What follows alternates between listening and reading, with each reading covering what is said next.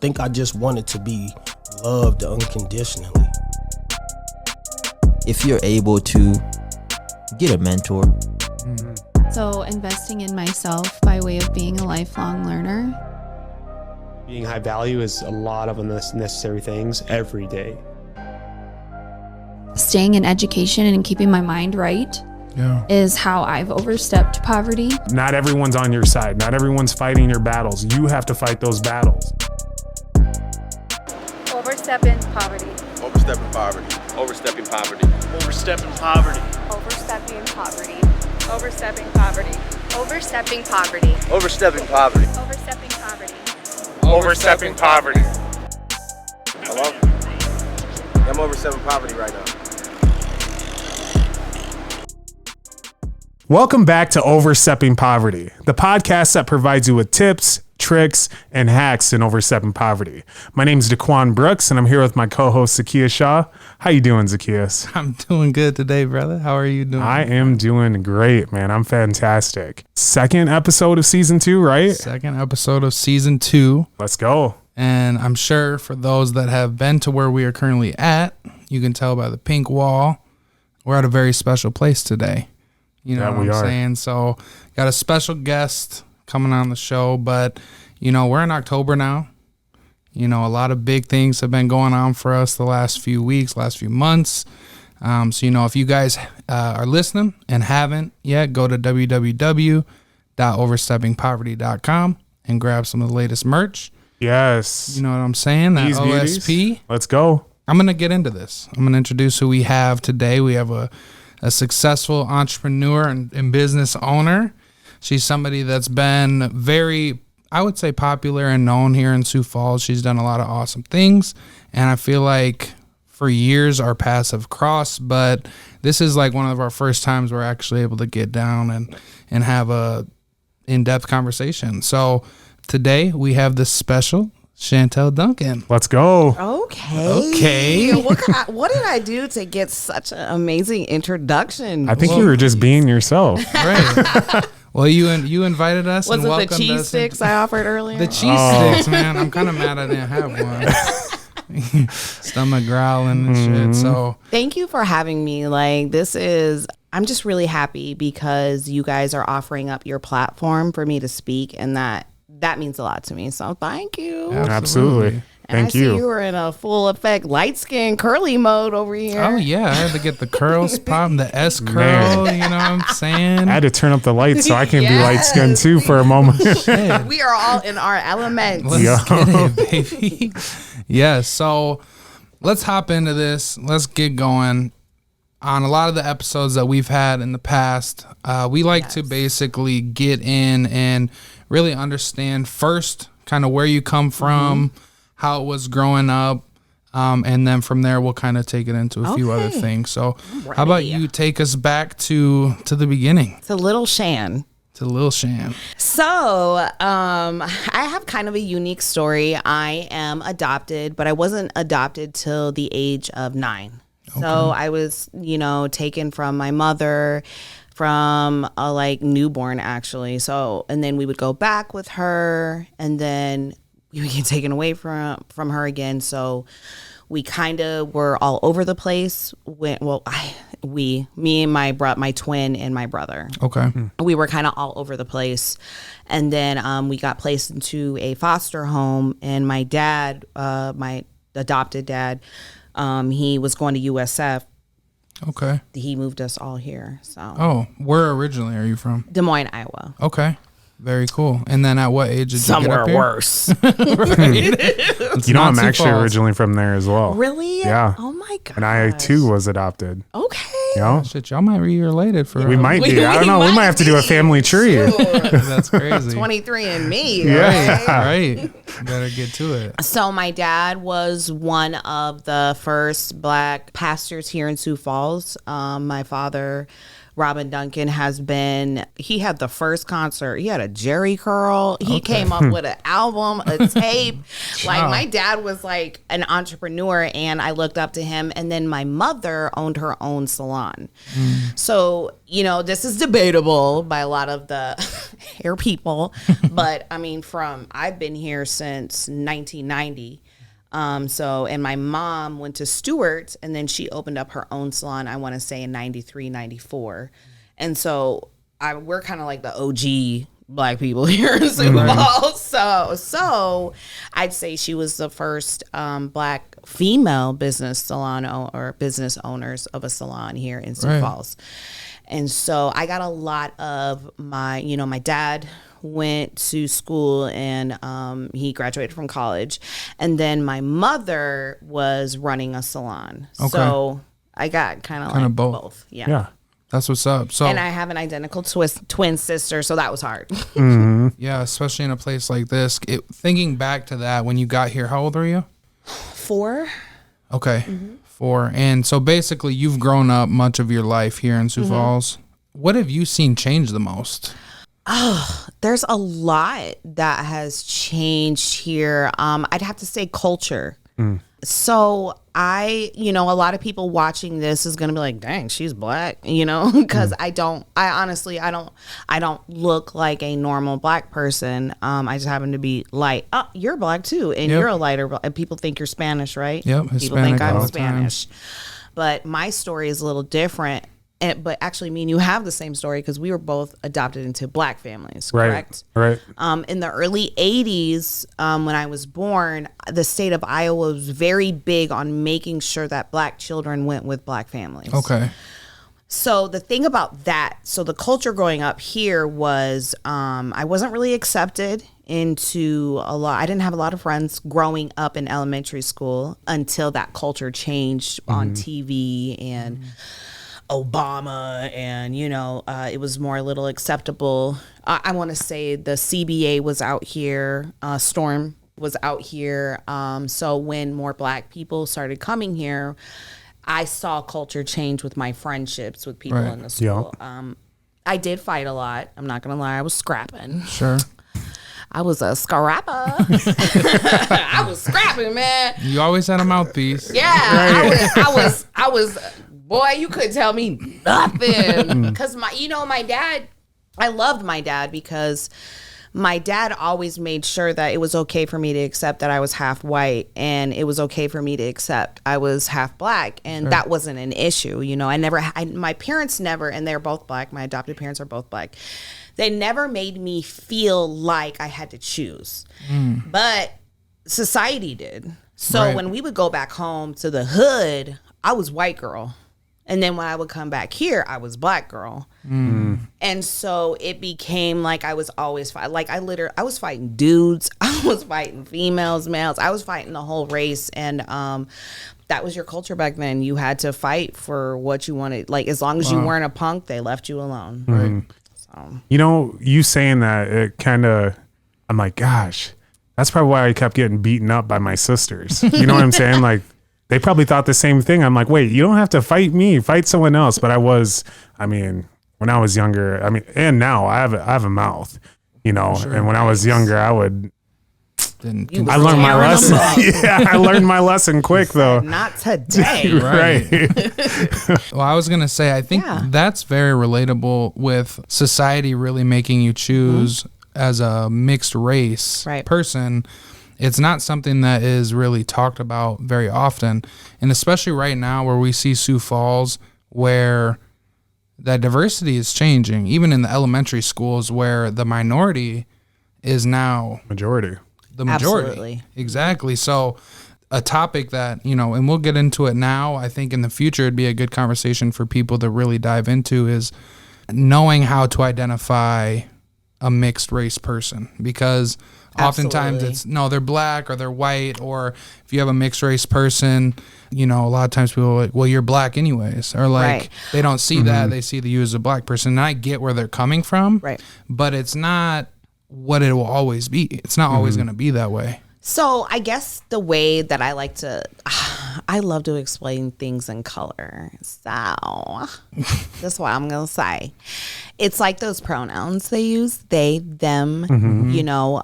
So we don't address him as him because we don't know if he will ever be a she. Right.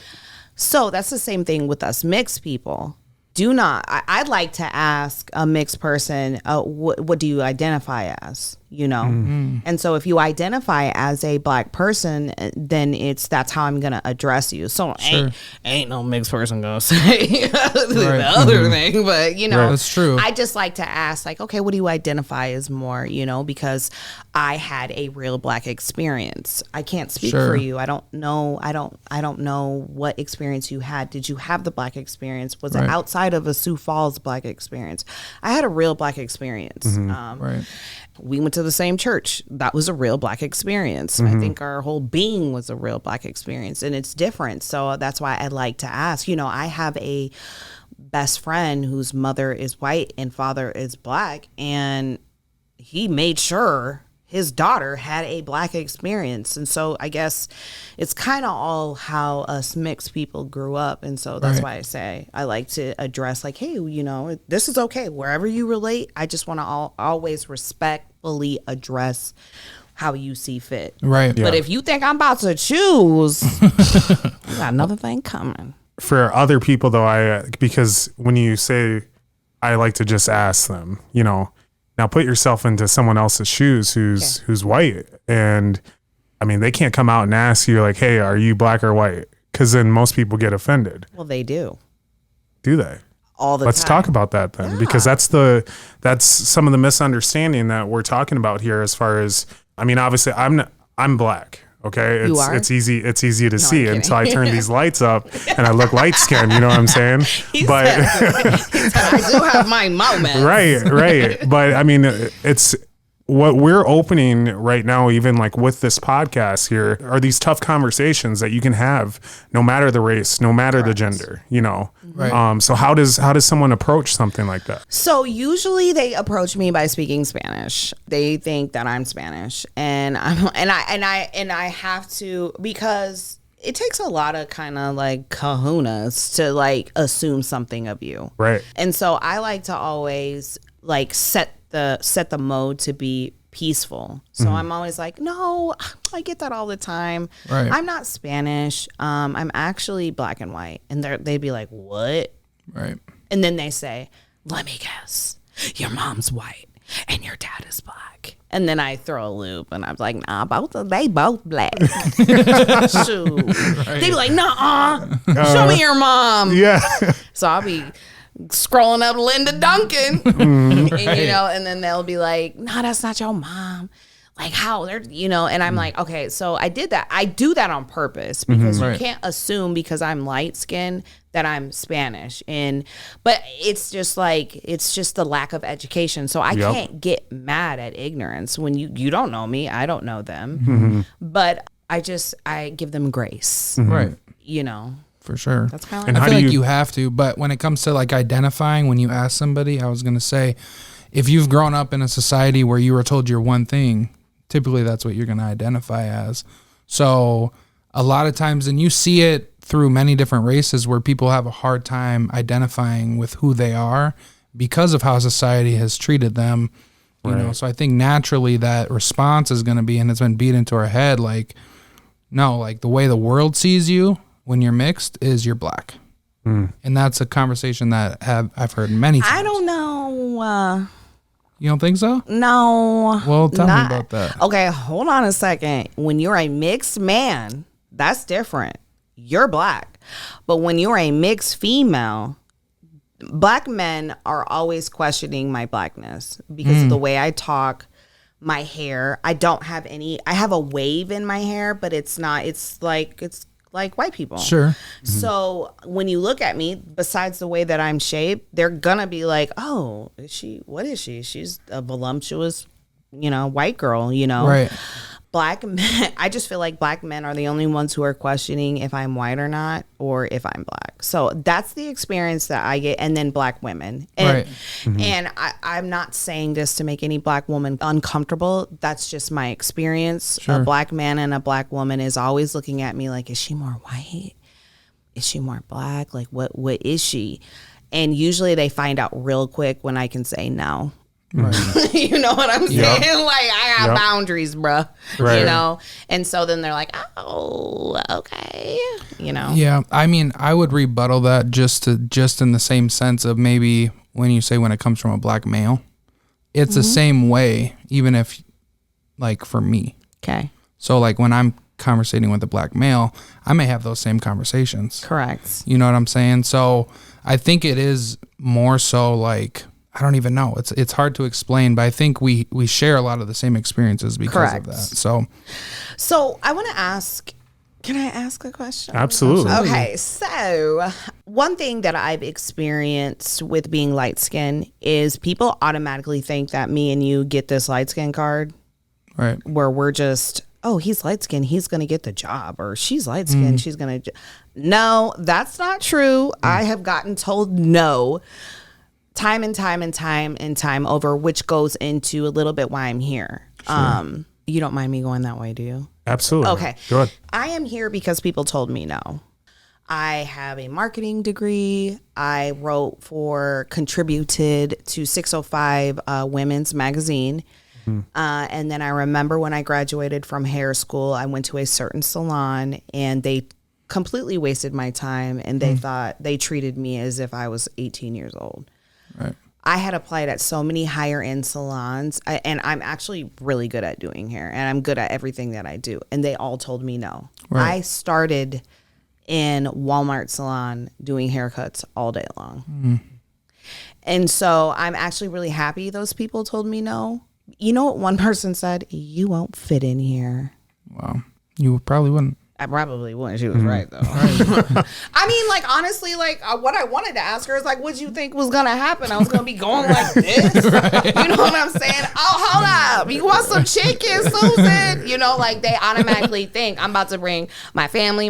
You know, don't you get that? You know, like, yeah. They think that I'm about to bring my grandma, and we about to do a perm, and it's going to smell like egg in here all day with, like, the stories on, you know? It's like, dang, did I give off that, you know? But it's ignorance. Yeah, it's ignorance, and it's not even like that. And it's like, but like I said, I'm happy that actually the Walmart salon helped me grow in so many ways where I knew I wasn't going to get that anywhere else. So I was very appreciative of that journey and every no. Right. I think one of my favorite quotes is, and that's actually why we're all here, I feel like, is when they don't have a spot at the table, you make your own. Right. Absolutely. You know, and that's why we're in your business right now that's running successfully, whereas there are a lot of people that are struggling right now. Absolutely. You know what I'm saying? So first of all, kudos to you. Thanks. And, you know, having the willpower to continue after being told no, after no, after no. Because there's a lot of people that are listening to this that relate to that. Right. So, okay, have you heard of people talk about how we live in a two-dimensional world? Have you heard that concept? I have. So, I mean, I don't grasp onto scientific things like that because at the end of the day, it's logical. We still have to be like, it's not what we're feeling. It's the best thing that we need to do. But I also believe that the word no opens up to that 3D dimensional portal. Sitting in the hot seat is what's going to open up that portal for you to actually see clearly. I don't think yeses, you can see clearly through a yes, or the abundance of money that everyone's throwing around. I think that those are all distractions to get you from that 3D portal. And so I love when people tell me about myself. I love when people tell me no, because I know that there's a yes around the corner, or at least the yes that I deserve. Right. Because I'm okay with saying, oh, I'm just not deserving of it right now. Right. I agree. Those no's lead you to where you're going. Absolutely. And it's a lot of, I mean, that when you get told no, you're probably more under stress. You know, you're probably thinking a lot harder on what moves you're going to be making. So I think you just get more creative. Absolutely. Right. That and failure. Failure is definitely the root to any success. Absolutely. I mean, sometimes there's days I wake up and I'm like, I feel like I haven't failed enough because I feel like I can be doing more. And the only way that you push yourself to do more is typically being at rock bottom. Absolutely. When you're at rock bottom, I guarantee you're going to find a way out. Right. You know what I'm saying? Survival of the fittest. Exactly. And it's actually something I want to lead into. Okay. As far as being a business owner and whatnot, there's a lot of people, again, that are listening to this podcast and they come across any adversity and either trying to open up their own business or they had a business and it failed and whatnot. Have you kind of gone through any of those roadblocks where you're like, you know what? No, it doesn't stop here. It doesn't end here. Yes. Oh, that's such a good question. So this entrepreneurship is very ugly. And it is not rainbows and kisses and hugs and little joke here. It's just not like that. Especially meeting people in the industry that know that you have that drive. I feel like my drive is kind of offensive because some people don't have that. And I'm a woman and I am single and I don't have a second income in my household. This is me. This isn't anybody else. I can't be like, oh, well, my husband or my boyfriend is going to bring in a check, so I'll be able to cover rent. No, if it's not covered, it's not covered, So I think like going into entrepreneurship, I've had an ugly experience, and I know that I've listened to a lot of your guys's podcasts, and a lot of people kind of skip through that ugly experience, and I just want to paint that picture for you. Right. Because like you said, someone could be listening and be like, oh, like, okay, she's gone through that too. I just don't think we speak enough of the ugly part of being successful. For sure. So you want to start with the questions? Yeah, I do. Well, so dive in. Kind of where I wanted to go with that is, as a business owner, how did you get here to this specific place? To a storefront. To a storefront. You were starting in Walmart. Okay. You were told no all over the place. How did you go from Walmart to having a storefront? Funny story. So my car broke down. I was at Walmart and I'm like, I know this car ain't gonna work, get through the winter. And so I shout out to the person who helped me, but she was like, let's just check your credit and let's see if we can get you a car. So she approved me. And so I think I got approved for some like $25,000. And so I had to make a pimp decision. And, and I had to say, okay, what can I afford? Can I afford a brand new car right now? And this was like 6 years ago. So can I afford a brand new car right now?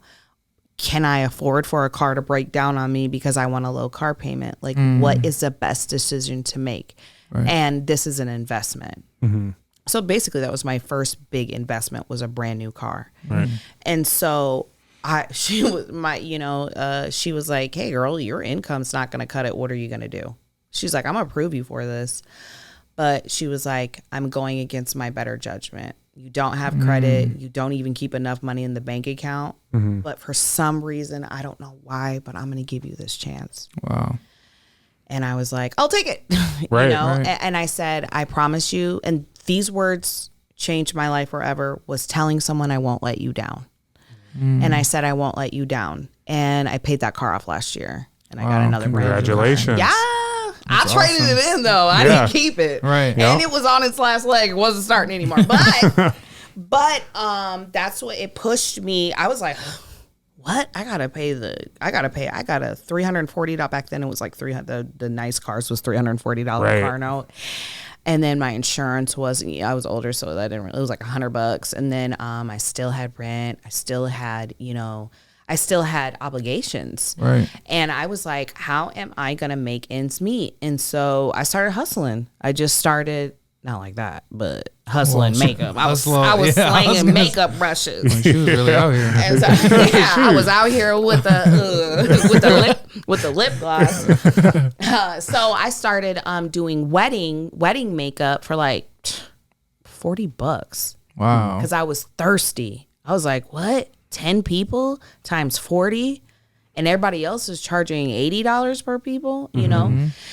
And so I started doing that, and I was like, the first wedding I did, I botched him, but I learned, and I'm like, yeah, I can't do that. Right.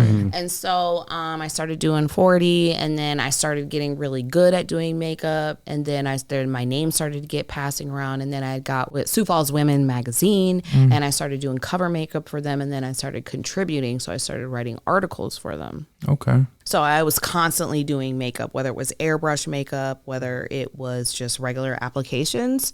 I would take brides out to coffee. I didn't have no money. I was like, hey, I was on the garage sale. You need someone? I'll take you out to coffee. We can talk. Yeah. And I had like $50 in my pocket, and I spent my last little 25 that I knew I could on Starbucks. And so, and I always tell people this because I do mentor a lot. People ask me a lot, like, how do you do this, Chantelle? How did you get, like you said, to here? And I said I was willing to do things for free. Yep. That's big. If you're not willing to do things for free, then it's not a passion. You kind of have to choose in this industry. In any industry that you just have a dream for, it's either money or your passion. Right. Yep. So then I kind of started picking up around town, and then I had got with a high-end photographer. I'm not going to name names because it didn't end great. And all these clients, the funny thing is the clients are the ones that usually tell you should start charging more. You're really good. Yep. And so I was like, what? I'm good. They're like, yeah, you're really good. Like, you made me feel beautiful. I look beautiful. Like, thank you so much. And so as I was developing relationships and these people, I'm not going to say who, were using me, oh yeah, we offer this package with makeup. So they would get $1,300 for the whole session, and then they're throwing me $40. Right. That's crazy. I was like, no. And so I noticed in my journey of entrepreneurship, that's the turn of ugly. When I had to tell someone who I'd been working with for 2 years, how come you can charge $1,300 for your sessions and you're only giving me $40, and you're promising your clients $40? You don't respect my talent. And so that is when my reputation took a turn for where it is. Not now, but I'm crawling out of it, you know? So that's where things kind of got dirty. Okay. So was it more so, well, I want to go into that as well, because I think that's another side of entrepreneurship that once you know your value, people don't like that essentially because they can't use you anymore. Right. And we had this conversation with Matt Roach where he had people were putting his signs in the houses he was building. And when he took those signs out and said, no, I found out how much value I had by you putting this here. Now it's not an issue. Okay. Right. So like, I want to go into that. What was that experience like after you were kind of came to the realization that you were being essentially used and you spoke up about it? Like, how did that give you a negative reputation? So this is one thing, entrepreneur, someone who is going through this, I need you to hear me out and hear these words and harbor it. Where they can't use you, they will misuse you. And so that's what I started learning. So now that you can't use me anymore, you're going to tarnish my name within this industry. And that's exactly what people did. Oh, don't work with Chantelle. She's difficult. So here's a couple of things. I'm Black, and I'm telling you no.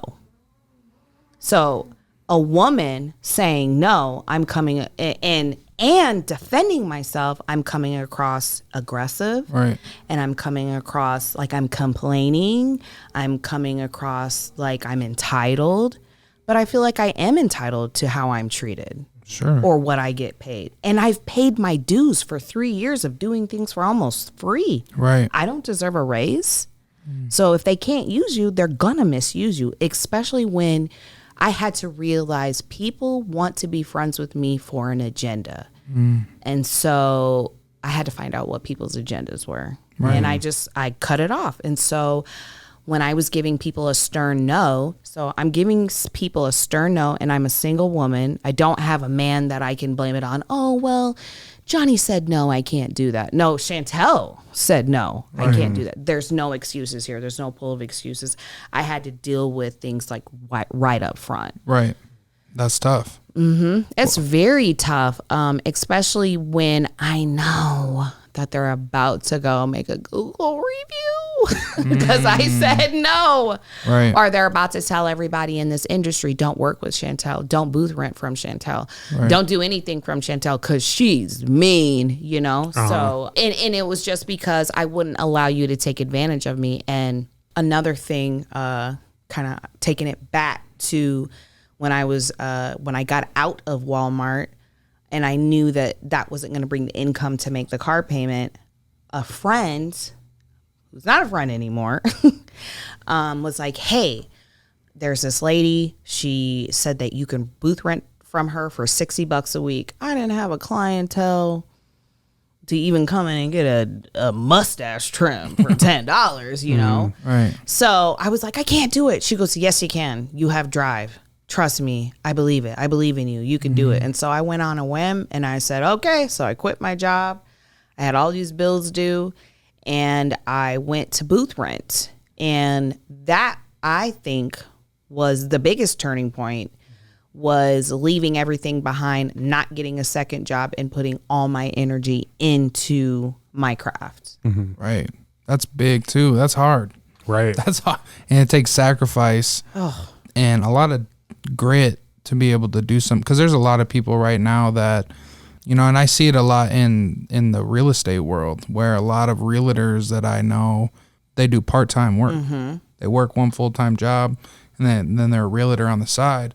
And a lot of times what I see is they're spending so much time in their full-time job thinking that that's really where the safety is, that if they worked half that time on the real estate side of everything, they'd be making in one transaction what they would make in 2-3 weeks. Absolutely. You know, and it takes a lot of determination, willpower, and all those things. And really, you have to believe in yourself to be able to do something like that. Right. So, absolutely. And so another thing is that people don't know what opportunity looks like.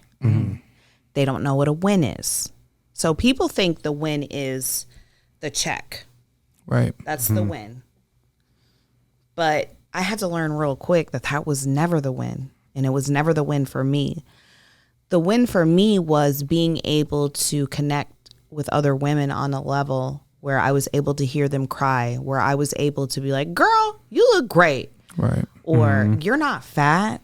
You know what I'm saying? Like a white lady came in and showed me a picture of Beyonce. She said she wanted her hair like that. And I had to say, that's not going to look good on you. And that's Beyonce. You know what I'm saying? Like I have to be realistic. People will Pinterest, you know, an Asian lady came in and wanted her hair done. And she showed me a picture of a white person. If you're getting the visual here, it's like, wow, you didn't Google Asian wedding. You Googled wedding makeup and it popped up a white person and you showed me that. And not for 1 second, you didn't think that doesn't look like you. Right. So I had to bring down, and that's another reason why it gets ugly, because you have to bring down the perception or bring up the perception of who you are.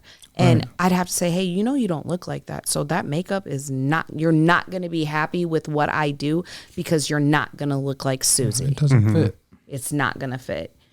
And so thank God that I was put around some of the biggest hustlers in this small little building that I was booth renting from. And I understood that this was an opportunity for me to soak in. So there's this one lady, she's brilliant with hair. And I know she listening to this because she don't like me. But she's brilliant. And she knows who she is. And she gave me the juice. And I will always be thankful for her.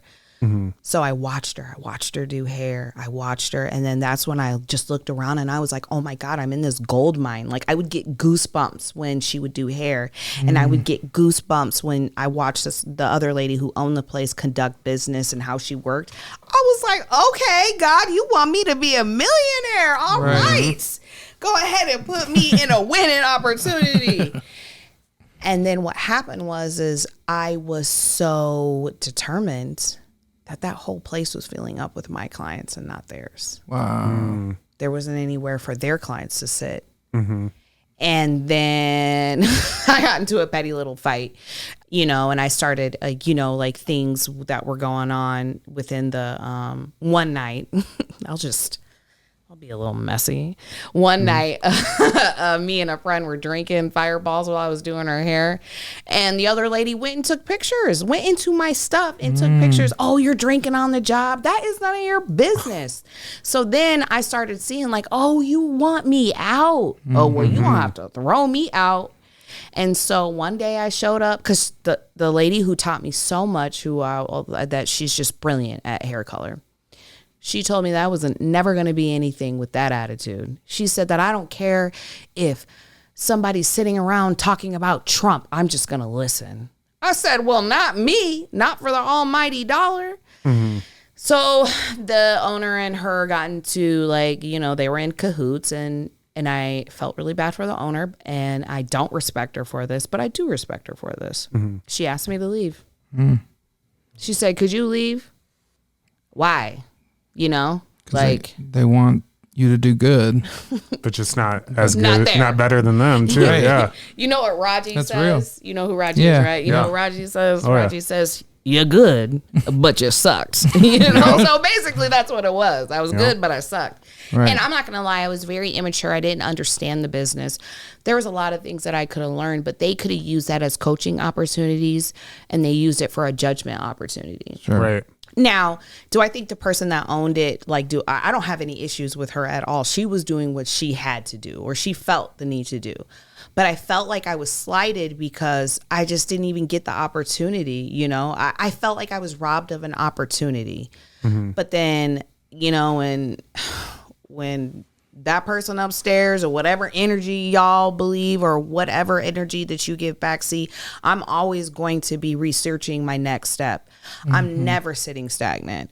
And so I had been researching my time is up because this lady is really going in on me, telling me I'm not going to ever be anything. I need to find another space. Mm-hmm. So I did not know that you go through a broker to get space. Usually don't go to owners directly, and that's how things work in that industry or this industry when you're trying to rent bigger buildings. Yeah. So broker I don't smoke anymore, but chain smoking cigarettes. And I was like, what am I going to do? I got a $340 car payment. I bought a brand new car. Mm-hmm. My baby needs shoes. Mm-hmm. I got a phone call and he was like, hey, I got a space.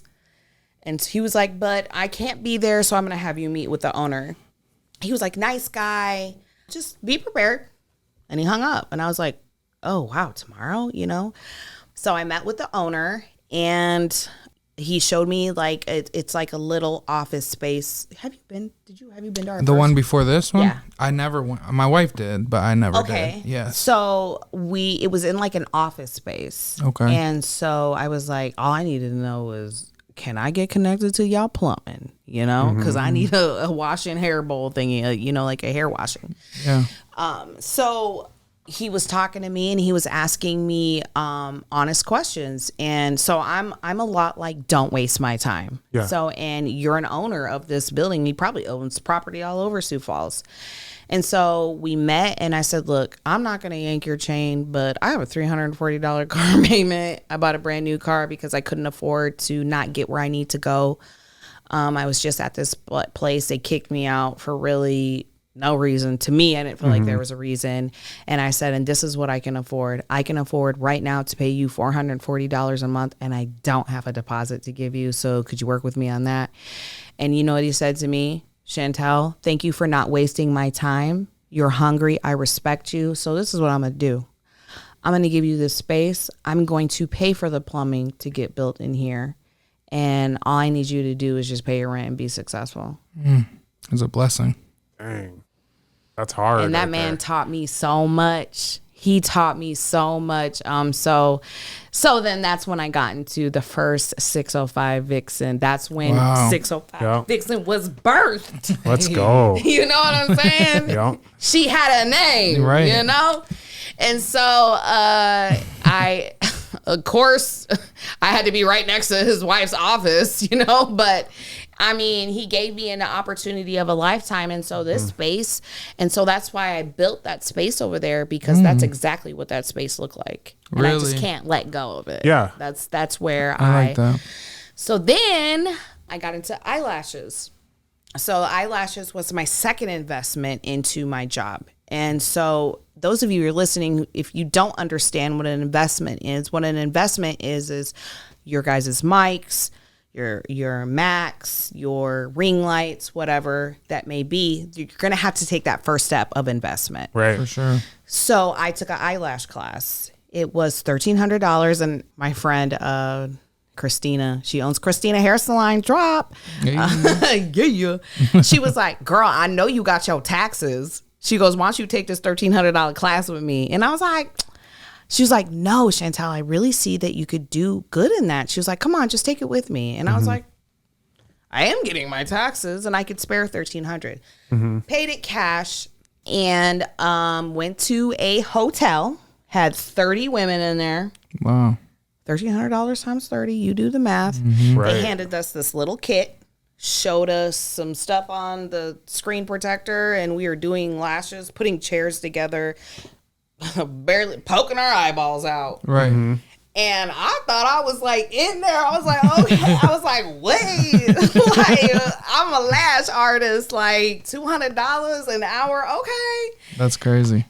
Hell no, it did not end well. So I remember I like marketed it, you know, because I have a marketing degree. I was like, yeah, I could do lash extensions, $100. Boy, I was sweating because I didn't know what I was doing because they didn't give me proper education. So I remember after my first 3 clients, it took me like almost 6 hours to do one lash. And I was like, wow. I was like, I don't know what I'm doing. I'm going to glue her eyeballs. And so I was like, I got to quit. I don't know what I'm doing. And so I had over marketed. So now I've already created a reputation that I do eyelashes and I can't do them. So I was like, and I made a $1,300 investment that worked me. Right. So I was like, what am I going to do? And so it's like, it's survival of the fittest. Am I going to let people cut in line, or am I going to go with my hunch? Because I know that this is an industry that's about to blow up. So I just did research, and I did more research, and I did more research, and I was up, and I joined every group on Facebook about how to do eyelashes. And I saw that everyone was gatekeeping, and I saw that everyone was making fun of everybody's work. So what I did was, I got a hold of the distributor, the people who sell the eyelash equipment. And her group, 5 years ago, I'll be in my 5th year of lashing. Almost 5 years ago, I had like 3,000 people in it. She has like over 1 million people in her group. And I had her personal number, and what happened was I was like, man, I'm not trying to make a fan. I'm not trying to make eyelash fans. That's going to take me 3 hours. And I'm a cheater, so I love to cheat the system. That's my thing. And not that I love to cheat the system. I love to cheat a system that I know could work better for me and not work me. Right.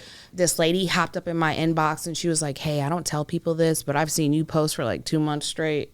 She goes, listen, go with Paris Lash Academy, and they're a great distributor. They'll give you the blueprint. You just got to learn how to do it. And I go, are you sure? Like, I don't want it, because we're dealing with the eyeballs here. Right. Big. So I was like, I don't want it to burn anyone's eyes. I need to be able to get eyelash glue when I need to have overnight. I need to be able to overnight whatever I can, because I know that they don't sell eyelash stuff. So she was like, yep. Got with the distributor, sent her a picture. Hey, I want to do this. Of course, she oversold me products, but more than half of the products work for me. And boy, when I figured that out, this is when Facebook ads before the iOS update. Yeah. You could go to the Android users and the iOS users. Now with the update, you can't. So it filters out a lot. Back then, I put a budget of $40 a week. I said that I was doing lashes for $50 a pop. And when I tell you, I was booked 3 months out, and then I just kept getting better and better and better and better and better and better. And then I kept advertising no matter what. It didn't matter if I was booked or not. I still ran the same advertisement with the book now button. I hope you guys are listening. I'm giving secrets. Right. And I'm dropping some gems. Boop. That's what me and my daughter do. Boop. We say boop. Oh. So like we'll go into meetings and we'll listen to someone drop a gem and she'll go boop. And I'm like picking it up. Right. So I ran my ads, and no matter what, I always ran ads. And this is where it got ugly. Didn't up my prices. I brought someone else on. Oh. Yes. Oh my God. And it was a headache. So what Really? so that's when we get into access etiquette, if you understand. And access etiquette to me is knowing who to bring, give you access, or knowing who for you to give access to, and for them to understand that they can't bring whoever they want into your life. Okay. Yeah. Thanks for tuning in to another episode of Overstepping Poverty.